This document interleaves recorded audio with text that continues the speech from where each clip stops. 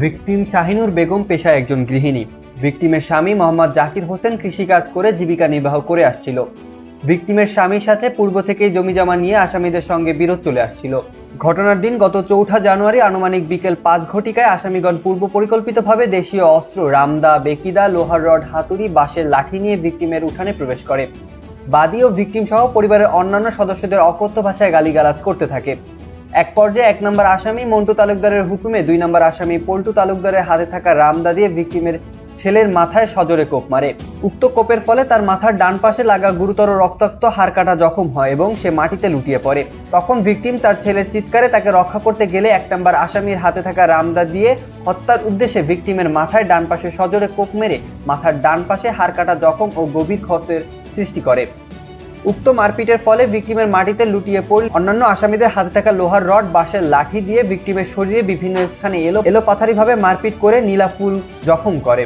এছাড়াও অন্যান্য আসামিগণের হাতে থাকা লোহার রড, বাঁশের লাঠি দিয়ে ভিকটিমের স্বামী এবং শ্বশুরকে এলোপাথারি মারপিট করে গুরুতর রক্তাক্ত করে। এমত অবস্থায় ভিকটিমরা আসামিদের মারপিটে ধরাশায়ী হয়ে জীবন রক্ষার্থে ডাক চিৎকার করলে আশেপাশের লোকজন এগিয়ে আসলে অপরাধীগণ ঘটনাস্থল হতে দ্রুত চলে যায়। পরবর্তীতে উপস্থিত লোকজন ভিকটিমের গুরুতর রক্তাক্ত জখমী অবস্থা উদ্ধার করে মোড়লগঞ্জ স্বাস্থ্য কমপ্লেক্সে নিয়ে গেলে কর্তব্যরত ডাক্তার ভিকটিম শাহিনুর বেগমকে মৃত ঘোষণা করেন। এ বিষয়ে ভিকটিমের স্বামী বাদী হয়ে উক্ত হত্যাকাণ্ডের সাথে জড়িত আসামিদের বিরুদ্ধে বাগেরহাট জেলার মোড়লগঞ্জ থানায় হত্যা মামলা দায়ের করে।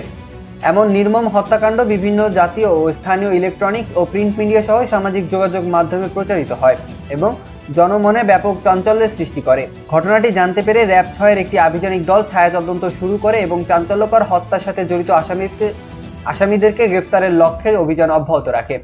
এরই ধারাবাহিকতায় র‍্যাব ৬ খুলনা এবং র‍্যাব ৮ বরিশালের একটি যৌথ চৌকস অভিযানিক দল ১৪ জানুয়ারি গোপন সংবাদের ভিত্তিতে হত্যা মামলার ১ নম্বর এজাহার নামীয় আসামি মোহাম্মদ পল্টু তালুকদার এবং ৮ নম্বর আসামি টুলু বেগমকে গ্রেফতার করে।